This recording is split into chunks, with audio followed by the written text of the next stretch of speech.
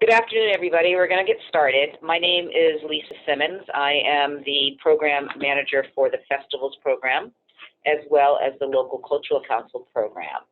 So today we're going to go through a PowerPoint talking about the festival program, and then to talk about the sustainability of festivals through civic participation, meaning with working with municipalities, collaborating.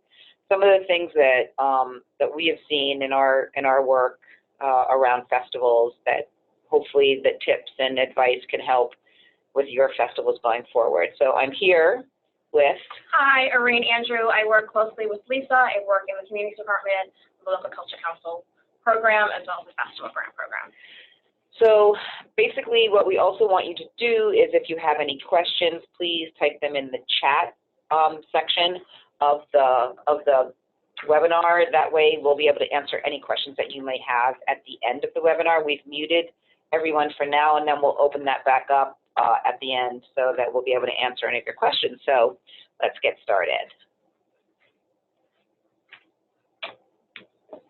So I just wanted to briefly go over the festival grant program, as many of you know, because you receive festival grants from us, but just to let you know, so over the course of the last 4 grant cycles, we have granted over 200 festivals in the Commonwealth, which is really exciting, because when this program started, for the biggest reason to make sure that we were supporting local programs and communities on the ground and the work that they were doing to provide great cultural programming to communities. So we're really excited about that. The festival program, as you know, is a celebration. It supports celebrations and folk traditions, and they're really a core part of who we are in Massachusetts.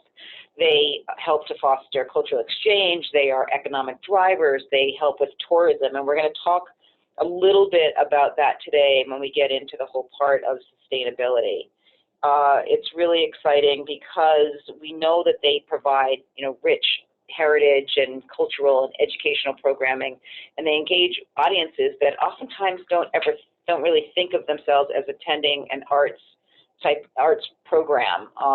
And so festivals really help people understand and come in that ground floor and really have a cultural experience with all the things that they do. So this festival program, as you also know, is designed to provide funding to help festival programmers meet the needs of producing festivals. And that's mainly because we know what it takes to put on a festival, and oftentimes programmers and people in municipalities and in organizations are putting on festivals with very little help and financial support. So the Mass Cultural Council really wanted to be sure that we were here helping to provide that support. As we talked about before, over 220 festivals. The grant awards are still $500 each. The program gets tweaked and changed each year, and we're always looking at other ways that we can help support the festival program, and that is also financially. So, we are revamping it, we're relooking at it. I'm not sure what the grant amounts are going to be in the coming years, but right now, especially for this grant cycle that's coming up that opens up in January, the festivals will again be $500 to each festival that is awarded. So the goals, again, are to engage residents, visitors, celebrate arts, humanities, and sciences, build community, offer diverse cultural arts and experiences, mainly to really help support Massachusetts artists and scientists and humanists in the work that they are doing, and to showcase regional diversity. The eligibility requirements, which are all on the festivals page on the Mass Cultural Council website, are basically you need to be a nonprofit or a 501c3, and if you're not a 501c3, then to have a fiscal agent. You have to, the festival has to be longer than 4 hours in one day and not longer than 14 consecutive days. And it can't be a series, like a film series that may be every Sunday of the month in June.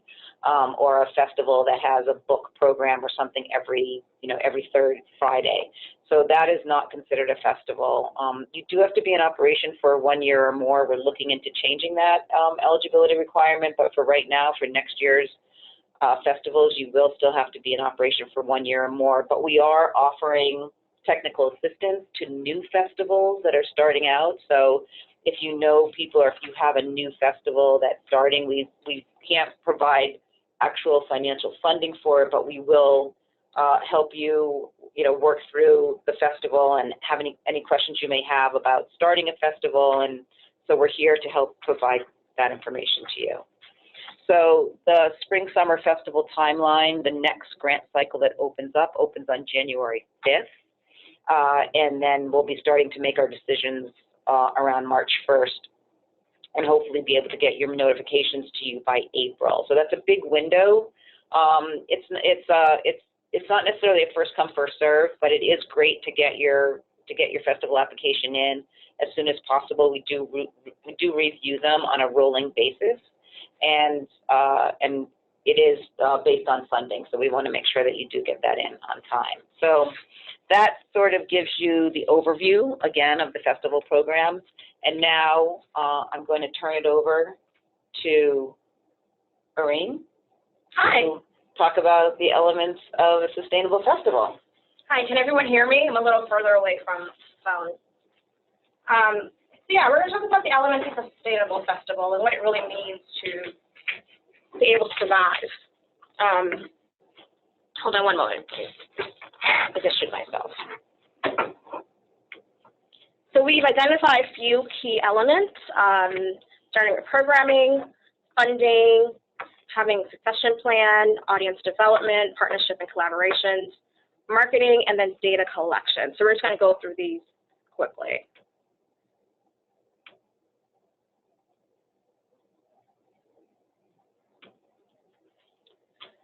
So programming. What are the elements when you're thinking about your programming for your festival? Your programming should be reflective of your community, allow the experience of your audience to tell your story, be accessible to all, and be creative. When you're thinking about your programming, make sure that it's creative and it's fun and interesting. Channel trends that are happening nationwide and throughout other communities in the area, and incorporate different mediums, which we'll talk about later when we touch upon a little bit on public art. So programming and audiences. So, your audience should really drive your programming, and you should allow them to be the ones that kind of tell your story when you're thinking about your programming. So whether you're surveying your audience about, trends that they've seen or things that they're interested in, and they should really be the ones that you're thinking about when you're thinking about your programming. Ask them what they think, what is the demographic you're trying to reach, and who are your collaborators? Yeah, I think that one of the most important things when you're thinking about programming your festival and having it be sustainable is constantly looking from year to year, what were your audiences most interested in? You could hear people, and we'll talk a little bit more about this, as people are talking on social media about your festival or going to your festival, and really understanding what it is that they're looking for. And it's always good to ask them, right, what they're thinking of. So.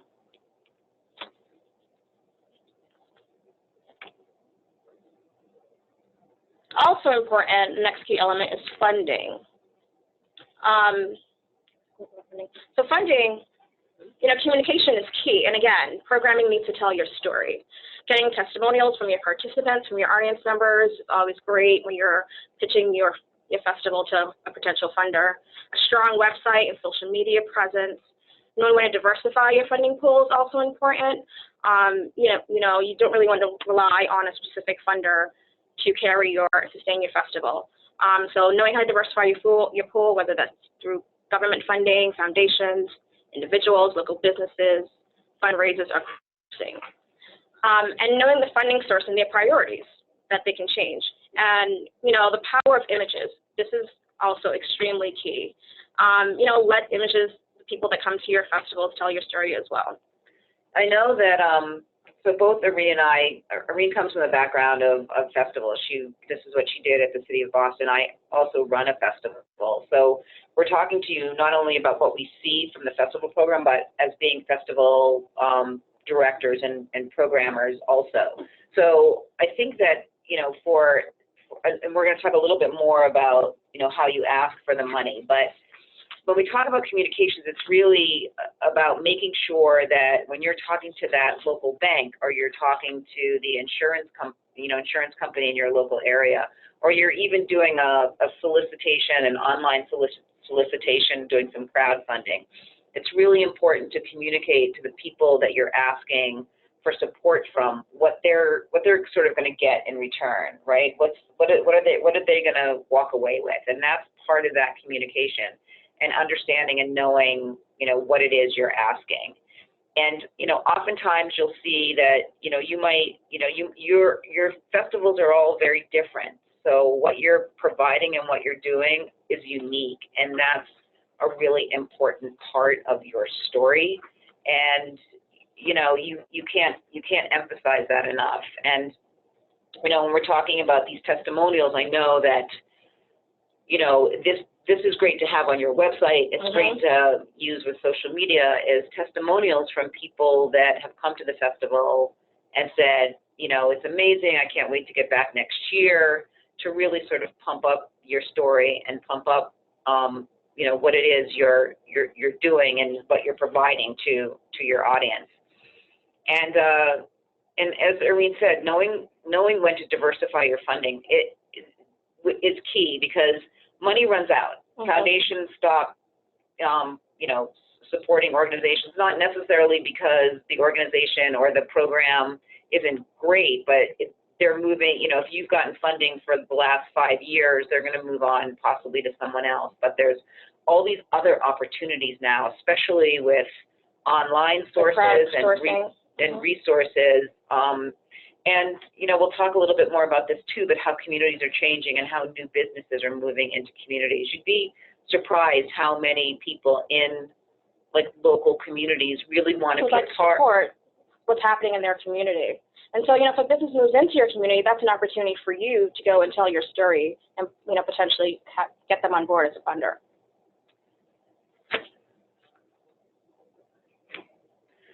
So, it's always difficult to do the ask, right? Yeah, the hardest part. Right, because sometimes you might think that you're asking for funding for yourself, especially if you're a volunteer-run program or festival or event. If you're the one who's really doing it, and you're a founder of that festival or that event, and going out and asking for money oftentimes feels like you're asking it for yourself. And so I think one of the most important parts of this whole idea of sustainability is to be able to raise money outside of, from different sources, and understanding what those sources are, and like we said before, what your story is. So the strong appeal letter is really important, that it's succinct, it's well written. You can tell your story in basically an elevator pitch. We talk about this a lot in film world, like you have an elevator pitch and someone walks on, you have to tell your story in 3 lines.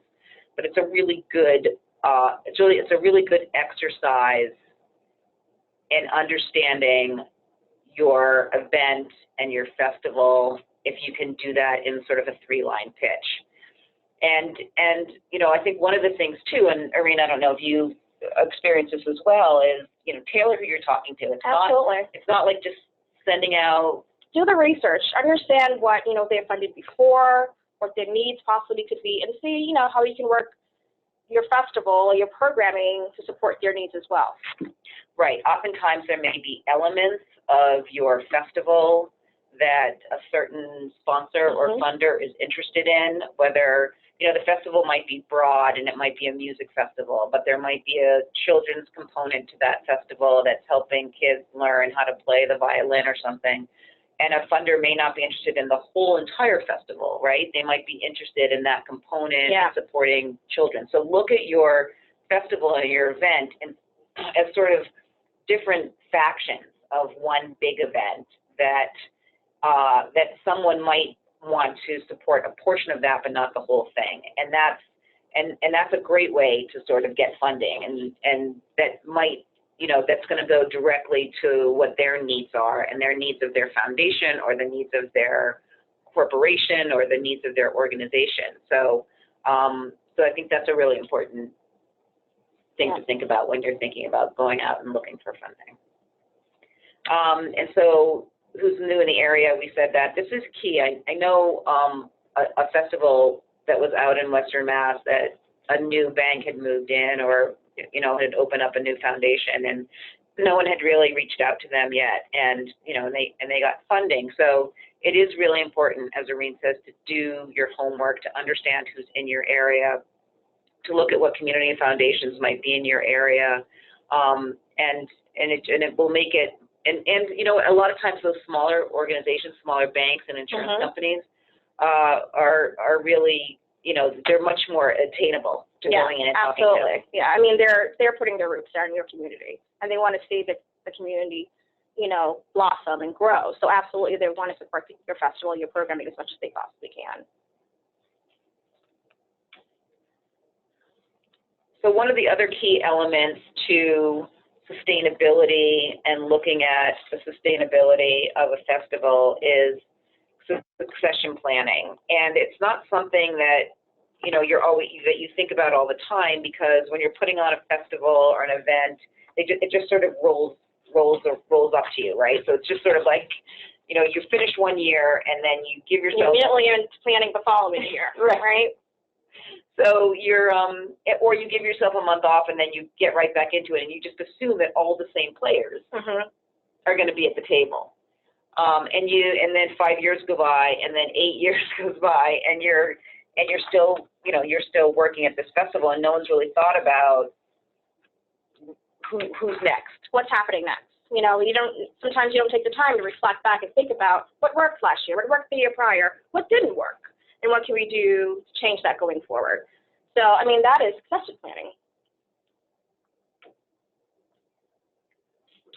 So, who's next? Identifying individuals who are committed to the mission and programming of your festival. Bringing them on board as volunteers or board members, and giving them jobs where they can take the lead when needed. Invest time in your future and know when it's time for new leadership, which is also important. Right. So, you know, if you have a festival and people are coming up and asking and saying, you know, that they want to be a part of it, that's always great. It's always wonderful to bring on new volunteers and new members. But it's really important to assess people that are coming on board and who may just be wanting to help for that year, or who's actually really invested in the mission and the work that you're doing in a particular festival, whether it's an arts festival or a film festival or a local, you know, strawberry festival. It's important to understand that, you know, you want the festival to go on and keep going on because it's doing great things for the community and it has a great following and it gets great audiences. But it's also realistic to understand that the founder or the executive director or the organizer of that festival isn't going to be there forever. So it's always great to bring on people who come in and say they want the mission, and then sort of as the time moves on to giving certain people who you know are really in tune with your mission lead positions, whether that's leading volunteers, whether that's, you know, leading fundraising and development, you know, experts or people that can come on and do that.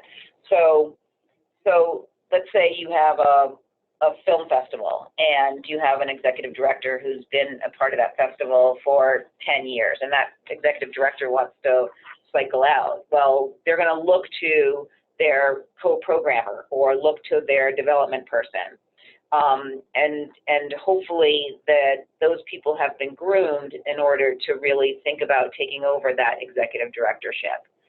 Because people get tired and you don't want the festival to be hurt by that. So you know, that's where you roll into that last bullet, know when it's time for new leadership. And this isn't always easy for festivals, because especially if it's a founder festival, right? I mean, especially if people don't necessarily want to give up the reins to that festival, but you'll be able to, you'll know when it's time for new leadership, as you'll see, when programming is getting static, when audience is sort of just staying where it is or dropping off, when, there's no real new programming and things like that going on. Yeah, you have issues listing new funders, and the funding that you do have is tied directly to the leader of that festival as opposed to the programming. And that's time to really sit back and reflect and say, okay, maybe it's time to kind of go in a new direction and find someone new that has served on the board or is a volunteer. Because it's always really great to breathe new life into a festival. Or, sometimes it's time for the festival to end and move on to the next step, right? So you might have this, big music festival or a big art festival, and over the years you've seen that there's been, an offshoot that's actually doing much better than the overall festival that started 10 years earlier, and this new program started 5 years. So there's always that opportunity too. And as we said before, is to constantly be reassessing and looking at your programming to see what's doing well and how are people responding to certain and different parts of your festival. So this is what we were talking about too. Have a frank discussion about your programming and look at what you worked for prior years and give yourself an understanding of the direction that you need to go going forward. It's really important that, as we talked about, the piece around communication with funders, it's also equally as important to have the communication around your staff and your volunteers, that everybody feels like they're all on the same page and all, marching forward to that mission to bring that festival and have that festival be as successful as it possibly can be. So, oftentimes, there's one leader and that festival is being driven by that one leader, and that doesn't help with succession planning either. If everyone is moving along and everyone is communicating and understands the goals and the mission and is really invested in that event or that program or that festival, then it's much easier to sort of have a way to move somebody into that new executive directorship who knows the program and can carry it forward without a hiccup. Now that's an ideal, but if you're working towards a succession plan and you're doing it properly, then you should be able to do that, and the festival should be able to withstand that transition.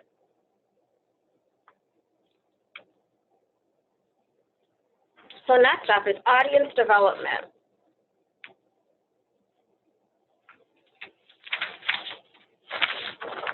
And so what does it mean to develop your audience?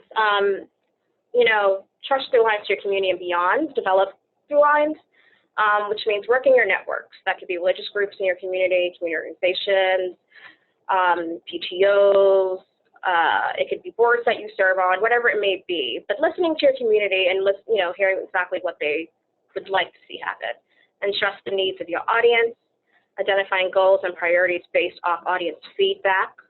Don't be afraid to try new things. That goes back to being creative, and allowing your programming to be diverse and reflective of the community and your mission. I mean, audience development is one of the biggest parts about having a sustainable festival. You need audience members, and you need your audience members to be engaged. Whether it's a local strawberry festival at a town common, to a major festival like Boston Calling, to a film festival, to an art in the park festival, you need to be sure that your audience is engaged. And you need to, and we're going to talk a little bit more about this when we talk about data collection, which people are like, oh, data collection, I don't want to do data collection. But data collection is so important to understanding who your audience is. And retaining your audience. Right, and going back to that audience to talk to them about what you're doing throughout the year, or why this festival is so important for you to be a part of. I know that there is a festival that's on the Cape, the Live Life Love Festival, and they just started a couple of years ago. They're a for-profit festival, but they they are so beloved by their community because they do a lot of community work, and their whole idea is to bring the community together to support local businesses.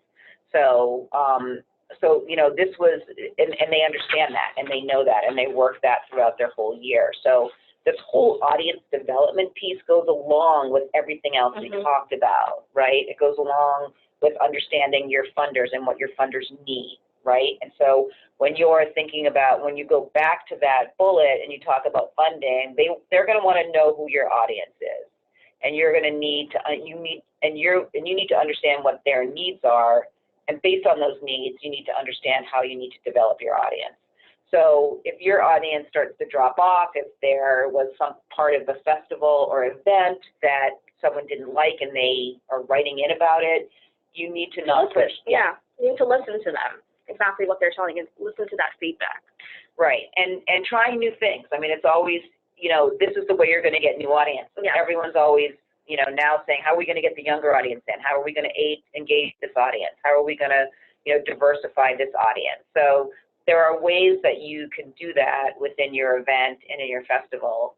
And there are, you know, tons of resources that you can go to. Absolutely. And the other thing is, what I always tell people too is, like, don't be afraid to, like, copy other festivals. Oh, absolutely. There's nothing wrong with copying. Well, let's not say copying. Right. Borrowing an idea, right?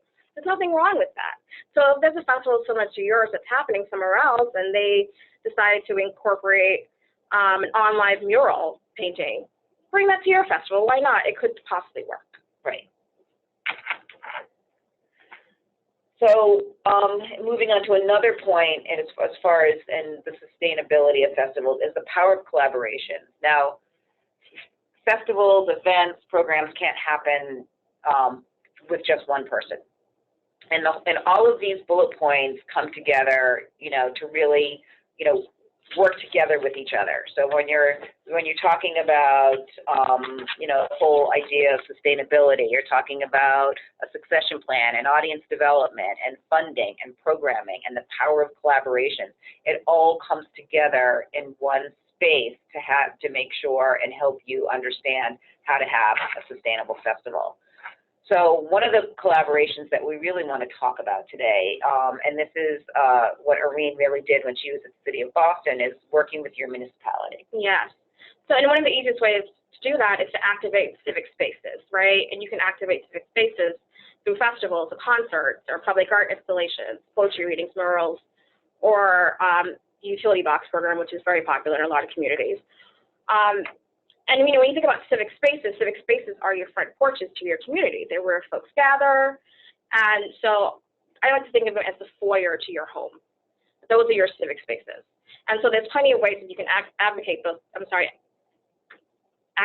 civic spaces by working with your municipality, because they understand that the programming is an economic opportunity for them. It's a great way to build tourism.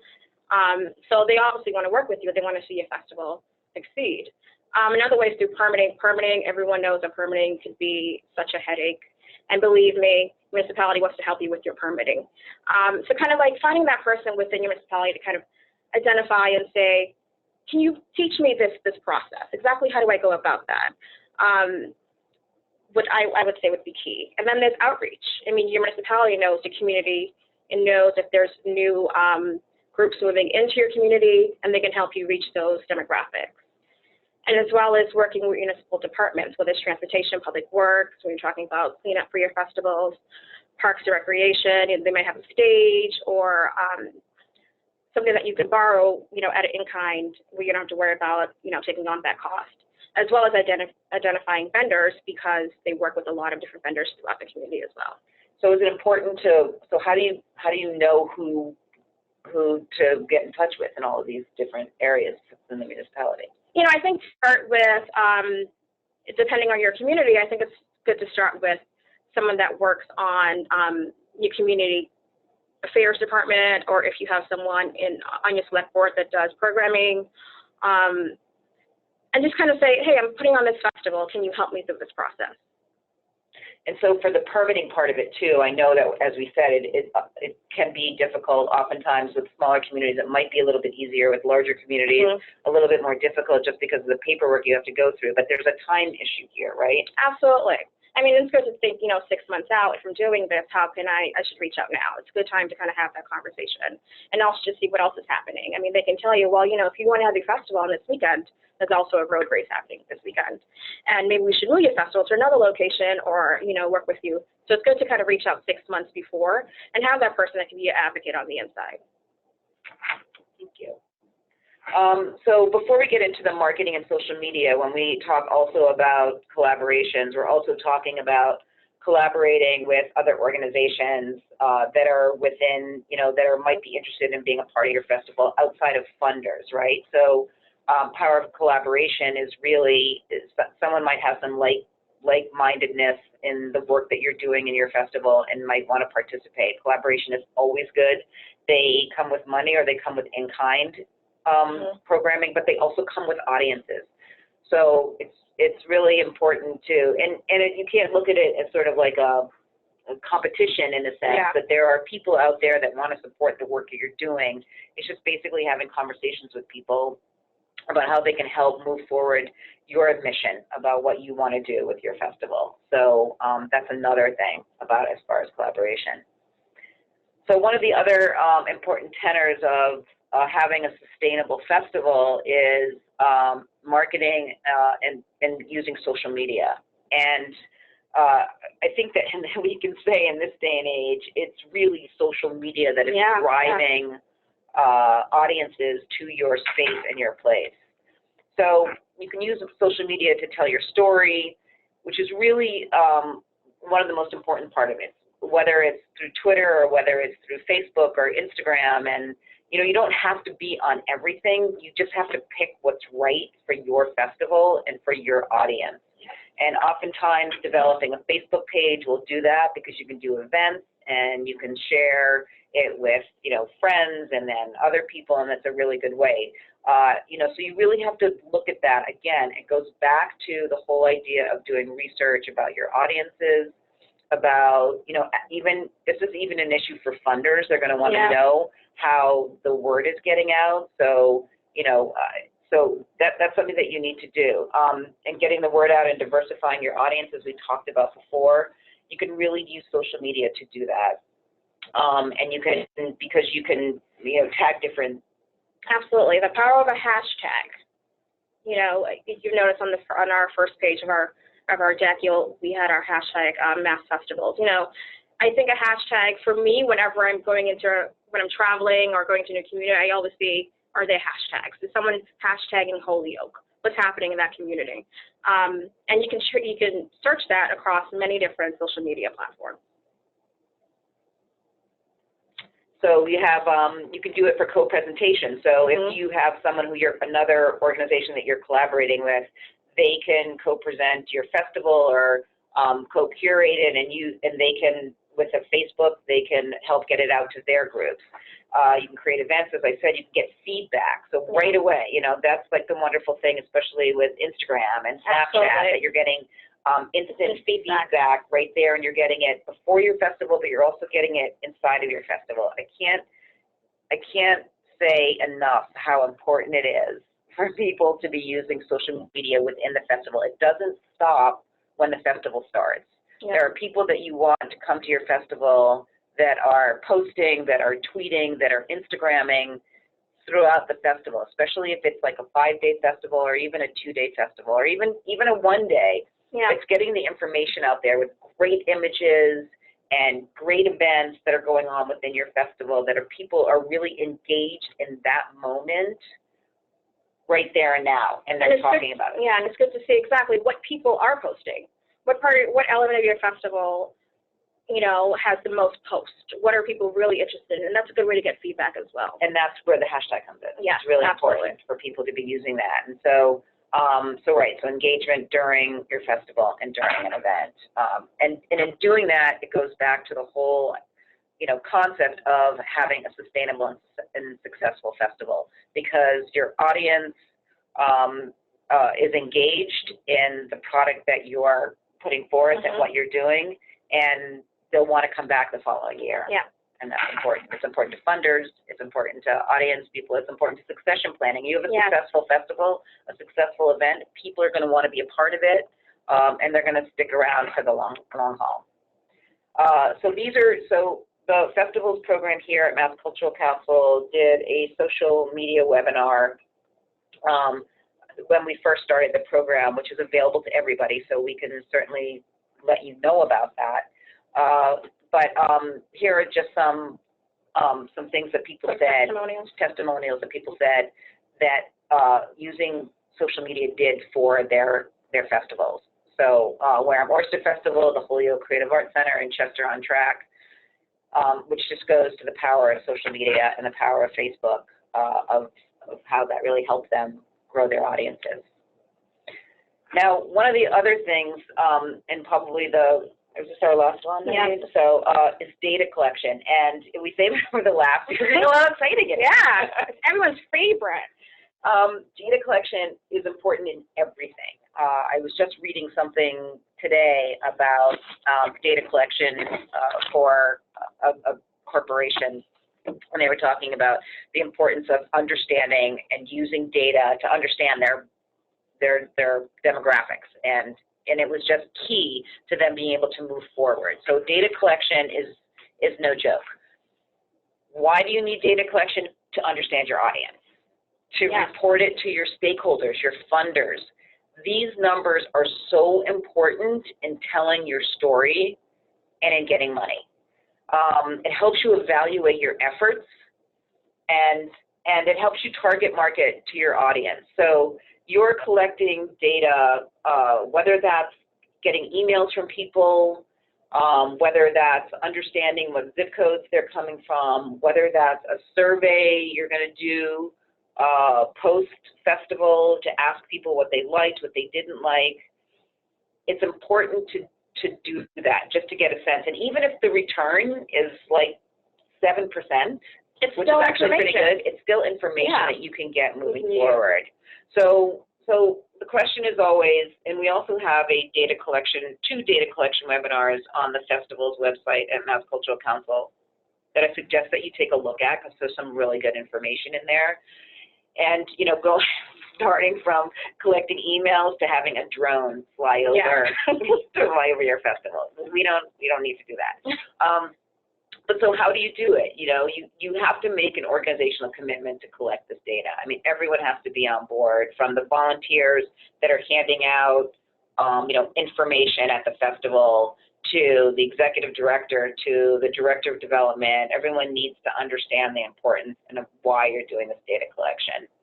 And you need to have a plan to identify what data you need. So a lot of times, you just need email addresses, and oftentimes that might be the easiest thing for you to actually collect. People don't like to give out their information, especially if they're new to your festival and they don't really know you, or they're new to your event. They're not going to give you their address, and they're not going to give you necessarily their zip code. But a way to build that trust is to at least collect email addresses, because you can always email them afterwards and say, hey, how did you like the festival? What are the things that you liked? So you can use that email address to do a survey and then sort of gain their trust. And that's really important. I mean, and you can ask demographic questions, just basic demographic questions on that survey that you send out after the festival. And then, you need to know how you're going to use it. So that's how you would use your getting email addresses. And then if you're collecting zip codes, why do you need to know that? So you need a plan to figure it out. So you can even use your volunteers to go around and collect email addresses, or however. You just have to come up with a plan to do it. Some people have clipboards at the opening, as people are going into their festivals. I know when you have an open festival, it's really difficult if there's not a gate, but you can do like a raffle or something like that collects emails. There are ways that and the data webinar on the website will help you figure out how to do that. And we can follow up and send the link to the data webinar and the other webinar we mentioned after this. And so I just wanted to share with you some also testimonials from the data collection webinar that we did, and it's, you know, it's actually, you know, when you're first doing it, it sort of feels like a heavy lift, but when you start to get this information back from people, it's you know, mind changing, it's event changing. When you think that you know, you have a certain audience, and then you find out that that it's a totally different audience. Yeah. You know, that you think you had, you know, 150 people when you really had 300 people. I mean, it's just a really good idea to get into the habit. And where the audience is also coming from, you know. Right. To think that maybe they're coming from neighboring community as well, that's also good to know, and you can do that also collecting data at your event. Right, and so you can see these testimonials. Some people, it just made people think a little differently about how they were going to collect data, that it helped them create strategies around what they were going to do for their next festival. And so, you know, for us, it's one of the most important parts of this festival program is to be able to have you all collect your data and understand where your audiences are coming from, to understand what programs are working for you. And all of that is used to help sustain your festival and your event so that it can grow and be successful year after year. And so all of these points, from programming to funding to succession planning to audience development to partnerships and collaboration, marketing and social media and data collection, are all the things that we feel are really important for you to be able to sustain your festival going forward. So I think that's what we have for you today for this webinar. And if you have any questions or thoughts or please, you can write them right in that chat right at the bottom of your screen. There should be a button to chat, and if you have any questions, you can post them there. Does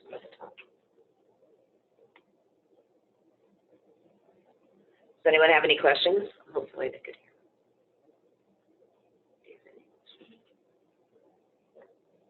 Can you still hear us?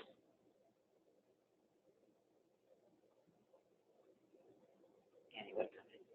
Yeah. Where's the chat? I don't know. Write that chat. Oh, there we go. I found them. All right, so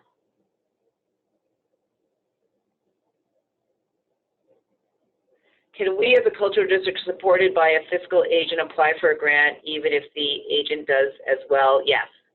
So the a fiscal agent can have as many people going through them as they want to. That's perfectly fine to be able to do that. And right, that's important because we only support, we can only fund festivals and events that either are a 501c3 or have a fiscal agent or a fiscal sponsor.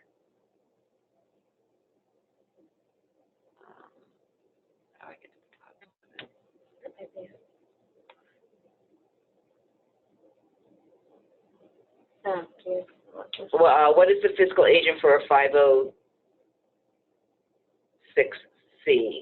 I don't believe a 506c is considered a nonprofit. If that's a municipality, through chamber, right? So chambers are a little bit different, and the way that chambers have done it in the past is to go through the municipality to apply for funding. So if the chamber is working with the municipality can apply for the festival grant.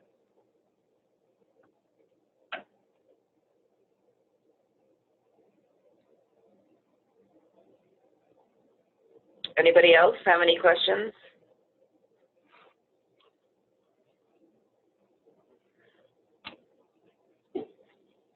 Well, if no one else has any questions, I just want to thank you again for joining us today. And like I mentioned earlier, we'll be sending this webinar out, and it'll also be posted on our website. So thank you again for joining us and taking time in the middle of the day. And please reach out to us if you have any questions. about starting a festival or festival funding or other opportunities, there are other opportunities that the Mass Cultural Council has for funding as well, and we can certainly let you know about those too. If there are events that are, or programs that are part of a larger organization that are happening, they might be eligible for other grants that are available here. And then Mass Humanities has grants. There's a number of opportunities that might be available to you, and we're certainly happy to help you figure that out. So, as Arreen said, thank you very much for joining us. We look forward to working with you in the future. And remember that the next grant cycle opens on January 5th, 2018, and have a wonderful holiday season. Take care. Thank you.